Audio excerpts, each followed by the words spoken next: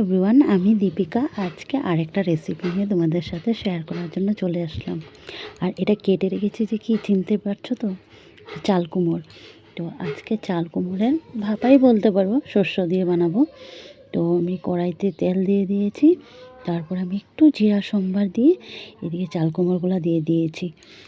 আর তার উপরে একটু নাড়াচাড়া দিয়ে আবার একটু নুন দিয়েছি, কেন কি মজতে হবে তো, তার জন্য একটু নুন দিয়ে আমি চাল কুমড়োগুলো ভালো করে নাড়াচাড়া দিয়ে ঢেকে রেখেছিলাম।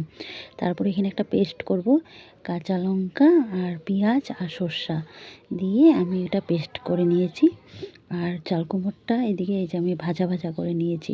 আগে চাল কুমড়োটা একটু মোটামুটি 50% সিদ্ধ হয়ে গেলে তারপরে আমি ওই পেস্টটা করে রেখেছিলাম যে সেটা দিয়ে দিলাম।